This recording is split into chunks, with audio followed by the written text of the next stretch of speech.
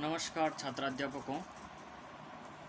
कल की क्लास में हमने शैक्षिक प्रशासन का अर्थ एवं उसकी परिभाषाओं के बारे में अध्ययन किया था। आज हम उसी क्रम में आगे बढ़ते हुए आज हमारा अगला जो कंटेंट है शैक्षिक प्रशासन की आधुनिक अवधारणा, इसके बारे में हम अध्ययन करेंगे। साथ ही साथ शैक्षिक प्रशासन का क्या महत्व है और शैक्षिक प्रशासन के क्या उद्देश्य है, इन तीन महत्वपूर्ण बिंदुओं के बारे में हम विस्तार से चर्चा करेंगे। इसके अंदर नंबर 1 पहला हमारा आज का बिंदु होगा शैक्षिक प्रशासन की आधुनिक अवधारणा। प्रारंभ में ही यह धारणा प्रचलित थी कि औद्योगिक, व्यावसायिक एवं जन प्रशासन के अनुभवों एवं सिद्धांतों का ही रूपांतरण शिक्षा प्रशासन में हुआ, परंतु यह धारणा धीरे धीरे समय के साथ बदलती रही। अब यह समझा जाता है कि प्रत्येक जन समस्या, पब्लिक से संबंधित कोई भी प्रॉब्लम जिसे समाज अनुभव करता है, प्रशासन की परिधि में आ जाती है। आधुनिक अवधारणा के अंतर्गत शिक्षा प्रशासन को एक ऐसी प्रक्रिया के रूप में माना जाता है जिसके अंतर्गत शिक्षा के लक्ष्यों को प्राप्त करने के लिए नियोजित व्यक्ति सुव्यवस्थित रूप से उपलब्ध संसाधनों का अधिकतम उपयोग करते हुए सहयोगपूर्वक कार्य करता है। इस आधुनिक अवधारणा को सुव्यवस्थित रूप से प्रस्तुत करने के लिए हमारे सामने दो कंसेप्ट आते हैं। शैक्षिक प्रशासन की आधुनिक अवधारणाओं को number 1 encyclopaedia of education research ने भी इसकी परिभाषाओं को प्रस्तुत किया और साथ ही साथ अमेरिकन विद्यालय प्रशासक संगठन ने भी शैक्षिक प्रशासन की आधुनिक अवधारणा के ऊपर अपना प्रकाश डाला। इसके अंदर हम सबसे पहले लेंगे इनसाइक्लोपीडिया ऑफ एजुकेशन रिसर्च।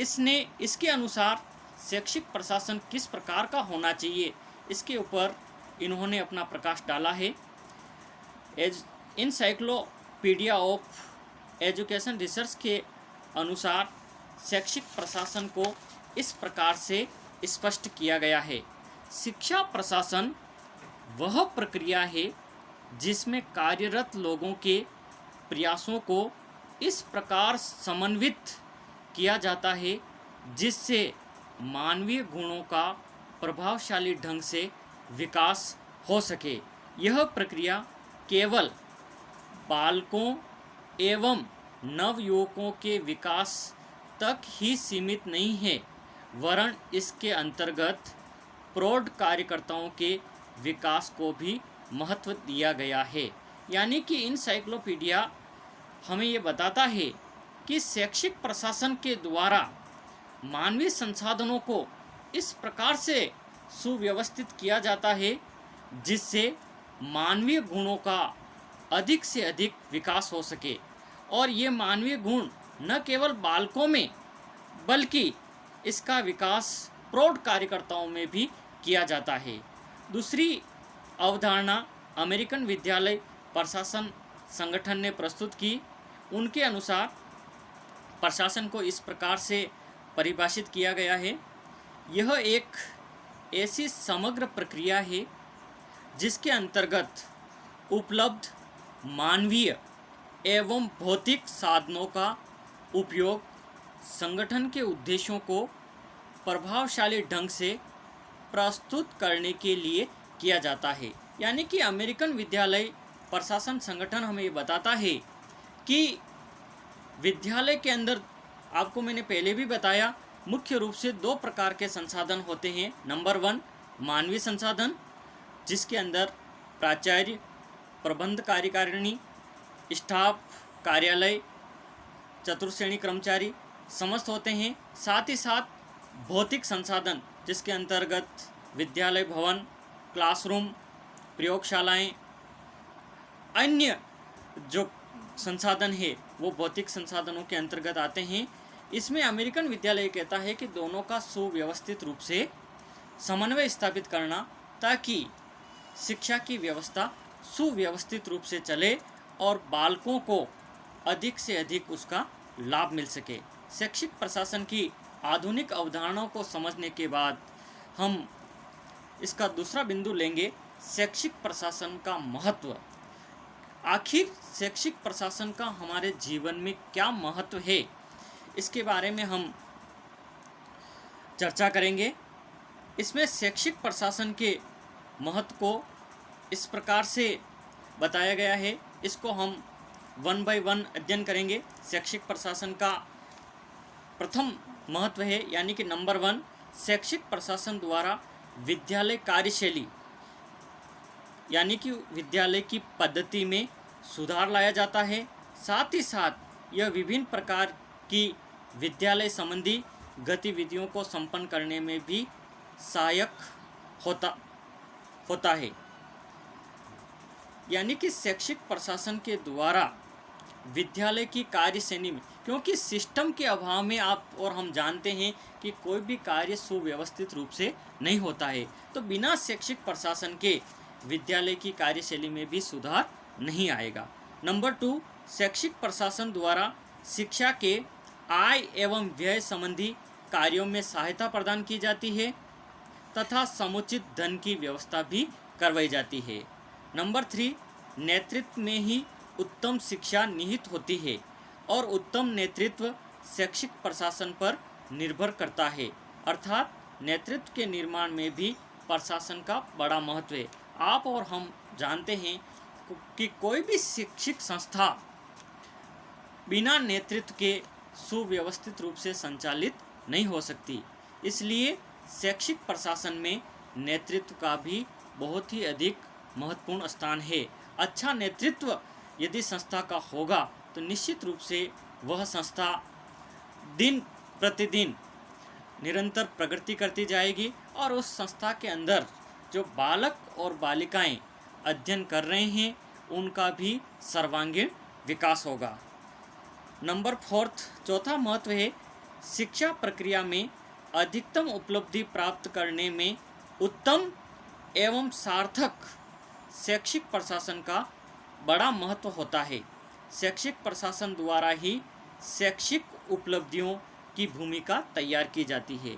बिना शैक्षिक प्रशासन के शैक्षिक उपलब्धियों की पूर्ति होना निसंदेह एक संदेह की दृष्टि से देखी जा सकती है। यानी कि प्रशासन के द्वारा ही शैक्षिक उपलब्धियों की हमें प्राप्ति होती है। शैक्षिक प्रशासन का 5वां महत्व है शैक्षिक प्रशासन के माध्यम से शिक्षकों को उनके कार्य से संबंधित समुचित मार्गदर्शन प्रदान किया जाता है तथा शिक्षा एवं शिक्षण की नवीनताओं से निरंतर अवगत कराया जाता है। इस प्रकार अच्छे शिक्षक तैयार करने में शैक्षिक प्रशासन का बहुत ही अधिक महत्व है। शैक्षिक प्रशासन के द्वारा ही शिक्षा के अंतर्गत शिक्षकों को बार बार ऊपरी अधिकारी के द्वारा निर्देशित किया जाता है ताकि वो शिक्षक अच्छी तरह से कार्य कर सके। साथ ही शिक्षा के अंदर क्या नित नए इनोवेशन हो रहे हैं यानी नवाचार हो रहे हैं, उससे भी सेमिनार्स के द्वारा या स्टाफ मीटिंग्स के द्वारा शिक्षकों को उसके ऊपर चर्चा की जाती है ताकि शिक्षा के अंदर जो नवाचार हो रहे हैं उससे अपडेट रहें। ये भी शैक्षिक प्रशासन का महत्वपूर्ण महत्व है। शैक्षिक प्रशासन का 6वां महत्व है शैक्षिक प्रशासन द्वारा शिक्षा के स्वरूप में समय के अनुरूप निरंतर परिवर्तन लाया जाता है। साथ ही साथ वैज्ञानिक प्रयोगों के माध्यम से समुचित वैज्ञानिक उपकरणों को जानकर उनका प्रयोग करते हुए शिक्षा के विकास हेतु उत्तम मार्ग खोजा जाता है तथा शिक्षकों को उचित सलाह दी जाती है। इस प्रकार से शैक्षिक प्रशासन में विज्ञान का भी बहुत ही महत्वपूर्ण स्थान है। बिना विज्ञान के शिक्षा के क्षेत्र में व्यवस्थित रूप से उसकी प्रक्रिया सुचारू रूप से नहीं चल सकती। इसलिए विज्ञान के क्षेत्र के अंदर, साइंस की शिक्षा के अंदर जो नए इनोवेशन हो रहे हैं उसको भी समय समय पर हमें एजुकेशन के अंदर सम्मिलित करना होगा। इस प्रकार से ये शैक्षिक प्रशासन के महत्व था। इसके साथ ही हम आगे बढ़ेंगे और अगला हमारा बिंदु होगा शैक्षिक प्रशासन के उद्देश्य, कि किन उद्देश्यों को लेकर के शैक्षिक प्रशासन चलता है। इसके अंदर हम जानते हैं कि प्रशासन का उद्देश्यों का आधार दार्शनिक होता है और इसके द्वारा छात्रों की शारीरिक, मानसिक एवं चारित्रिक शक्तियों का विकास किया जाता है। क्योंकि दर्शन क्या है? दर्शन मानव को सुव्यवस्थित जीने का एक तरीका सिखाता है। इसलिए शैक्षिक प्रशासन को भी दार्शनिक आधार प्रस्तुत किया गया है। इसके संदर्भ में शैक्षिक प्रशासन के उद्देश्यों को पीसी रेन ने बहुत ही अच्छी तरीके से प्रस्तुत करने का प्रयास किया है और पीसी रेन ने शैक्षिक प्रशासन के 7 उद्देश्य प्रस्तुत किए हैं। इसके अंदर पहला उद्देश्य है छात्रों की शारीरिक एवं मानसिक शक्तियों का विकास करना। दूसरा है छात्रों का चारित्रिक विकास करना, क्योंकि व्यक्ति के समुचित विकास में चरित्र की बहुत ही महत्वपूर्ण भूमिका होती है। बिना चरित्र का मानव समाज के लिए एक उपयोगी नागरिक नहीं होता है। कहा भी जाता है कि यदि किसी व्यक्ति ने धन को खो दिया है तो उसने कुछ भी नहीं खोया है, स्वास्थ्य को उसने खोया है तो कुछ खोया है, लेकिन यदि व्यक्ति ने अपने चरित्र को ही खो दिया तो निश्चित रूप से उसने अपने जीवन में सब कुछ खो दिया है। इसलिए शैक्षिक प्रशासन का पीसी रेन ने दूसरा उद्देश्य बालकों के चरित्र निर्माण या चरित्र के विकास को बताया है। तीसरा उद्देश्य है छात्रों के विचारों एवं दृष्टिकोण को व्यापक बनाना, क्योंकि बालक को जिस प्रकार का हम विचार देंगे, थॉट देंगे, उसी के अनुरूप बालक तैयार होगा। यदि उसके विचारों को हम व्यापक बनाएंगे तो निश्चित रूप से बालक अपनी क्षमताओं को पहचानेगा और उस क्षमता के अनुरूप अपने लक्ष्य का निर्धारण करते हुए वो अपने जीवन के विकास के लिए आगे बढ़ेगा। चौथा उन्होंने बताया आदर्श के प्रति आस्था उत्पन्न करके छात्रों में आत्मविश्वास की भावना उत्पन्न करना। ये भी शैक्षिक प्रशासन का महत्वपूर्ण उद्देश्य है कि जब तक कोई भी मानव, हर व्यक्ति के अंदर कुछ न कुछ खूबी ज़रूर होती है, लेकिन जब तक उसके अंदर उस खूबी को हम बाहर नहीं लाएंगे और ये बाहर लाने के लिए बालक की अंतर्निहित शक्तियों को बाहर लाने का जो कार्य करता है वो शिक्षक का महत्वपूर्ण कार्य है। हर व्यक्ति, एक बालक होता है जिसका हो सकता है पढ़ने में मन नहीं लगता, लेकिन वो खेलने के अंदर बहुत ही आगे है। तो यदि उस शिक्षक उस बालक की उस खूबी को पहचानते हुए उसको गेम्स के अंदर आगे बढ़ाएगा तो निश्चित रूप से वो एक अच्छा खिलाड़ी बन सकता है और अपना नाम रोशन कर सकता है। इसी प्रकार से बालक के अंदर विभिन्न प्रकार की खूबियाँ होती है जिसको समय के साथ एक शिक्षक को पहचानते हुए उसको बाहर लाना और साथ ही साथ बालक के अंदर आत्मविश्वास उत्पन्न करना भी महत्वपूर्ण कार्य होता है। उसके बाद 5वां है छात्रों की सौंदर्यानुभूत शक्तियों का विकास करना, क्योंकि बालक के अंदर जो सौंदर्य से संबंधित शक्तियां हैं उसका भी विकास करना शैक्षिक प्रशासन का महत्वपूर्ण उद्देश्य है कि बालक क्या चाहता है, क्या उसकी क्षमताएं हैं, उस क्षमता के अनुरूप उसको क्या किया जाए, आगे बढ़ाया जाए। और 5वां है छात्रों के विकास हेतु विद्यालय का समुचित संगठन करना, कि जो बालक हैं उन बालकों को सुव्यवस्थित रूप से शैक्षिक क्षेत्र में आगे बढ़ाने के लिए विद्यालय के अंदर जो संसाधन है उसका समुचित संगठन करते हुए बालकों के विकास के लिए उसका उपयोग करना। और अंतिम उद्देश्य है छात्रों को उचित स्वास्थ्य संबंधी सुविधाएं प्रदान करना, क्योंकि स्वास्थ्य ही मानव जीवन का एक महत्वपूर्ण कार्य है। बिना स्वास्थ्य के बालक कुछ भी नहीं कर सकता। कहा जाता है कि स्वस्थ शरीर में ही स्वस्थ मस्तिष्क का निवास होता है। इसलिए शैक्षिक प्रशासन का ये भी महत्वपूर्ण उद्देश्य है कि बालक के स्वास्थ्य के प्रति पूर्ण रूप से सजग रहे और विद्यालय के अंदर बालक के स्वास्थ्य में अभिवृद्धि के लिए विभिन्न जो एक्टिविटीज़ है, चाहे वो गेम्स की एक्टिविटीज़ हो, योगा हो, व्यायाम हो या अन्य एक्टिविटीज़ जिसके द्वारा बालक का स्वास्थ्य अच्छा रहे, ऐसी क्रियाओं को नियमित रूप से करना चाहिए। तो इस प्रकार से हमने इस क्लास के अंदर आज हमने पढ़ा था शैक्षिक प्रशासन की आधुनिक अवधारणा, और आधुनिक अवधारणा के अंदर मुख्य रूप से दो कंसेप्ट को हमने पढ़ा था। एक number 1 encyclopaedia of education research और दूसरा अमेरिकन विद्यालय प्रशासन का संगठन।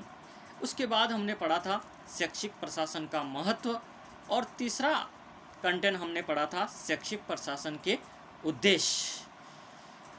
इसके बाद में शैक्षिक प्रशासन के एक उद्देश्य और भी होता है जिसको हम प्रजातांत्रिक उद्देश्य कहते हैं, क्योंकि हम जानते हैं कि हमारा देश एक लोकतांत्रिक देश है और लोकतंत्र का मतलब होता है जनता का शासन। तो कोई भी प्रशासन हो, चाहे हम शैक्षिक प्रशासन का अध्ययन कर रहे हैं, तो शैक्षिक प्रशासन के अंदर शैक्षिक प्रशासन का उद्देश्य हमेशा प्रजातांत्रिक होना चाहिए।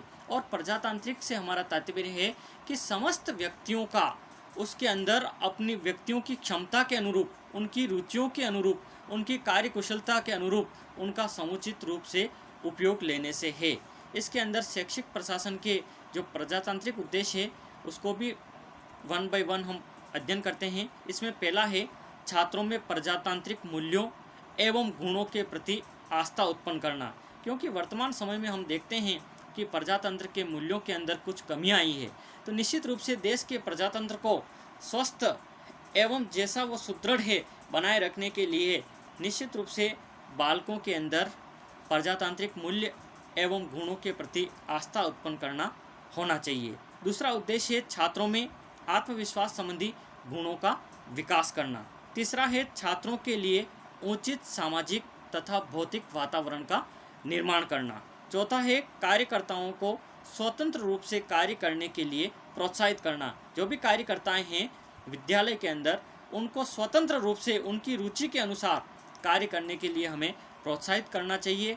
और पांचवा है शिक्षकों तथा छात्रों में सृजनात्मक शक्ति का विकास करना, क्रिएटिविटी। जब तक बालक और बालक से भी पहले शिक्षक, जब तक शिक्षक कोई क्रिएटिविटी कार्य नहीं करेगा, क्योंकि बालक अनुकरण के द्वारा सीखता है और अनुकरण के द्वारा सीखने के लिए शिक्षक यदि सृजनात्मक कार्य करेगा तो निश्चित रूप से बालक उसको देख करके क्रिएटिविटी बेस्ड कार्य करेगा। तो सृजनात्मकता का निर्माण करना भी शैक्षिक प्रशासन का प्रमुख उद्देश्य है। छठा है छात्रों को उचित नेतृत्व एवं कुशल प्रशिक्षण प्रदान करना। और सातवां है छात्रों में व्यावसायिक एवं तकनीकी कुशलताओं का विकास करना। और अंतिम उद्देश्य है राष्ट्रीय विकास हेतु उत्तम नागरिक के विकास पर बल देना, क्योंकि कोई भी राष्ट्र बिना अच्छे नागरिकों के आगे नहीं बढ़ सकता। और अच्छे नागरिकों का निर्माण करने में शैक्षिक संस्थाओं का प्रमुख कार्य होता है। इसलिए शैक्षिक संस्थाएं यदि उसका अच्छा प्रशासन होगा तो निश्चित रूप से उस संस्था के अंदर पढ़ने वाले बालकों का अच्छा चारित्रिक, नैतिक, शारीरिक विकास होगा। तो निश्चित रूप से ऐसा बालक देश के लिए एक उपयोगी नागरिक के रूप में तैयार होगा और ऐसा उपयोगी बालक निश्चित रूप से देश के विकास में अपनी महत्वपूर्ण भूमिका अदा करेगा, देश को आगे बढ़ाने में अपना योगदान देगा। तो इस प्रकार से हमने इस क्लास के अंदर शैक्षिक प्रशासन के उद्देश्य और उसके प्रजातंत्र उद्देश्य का हमने अध्ययन किया। आगे जब भी हम मिलेंगे हमारी अगली क्लास के अंदर हम शैक्षिक प्रशासन के जो सिद्धांत हैं, क्योंकि बिना सिद्धांत के कोई भी कार्य सुव्यवस्थित रूप से नहीं होता है। तो शैक्षिक प्रशासन के भी कुछ महत्वपूर्ण सिद्धांत है, उसका हम विस्तृत रूप से अध्ययन करेंगे। धन्यवाद, नमस्कार।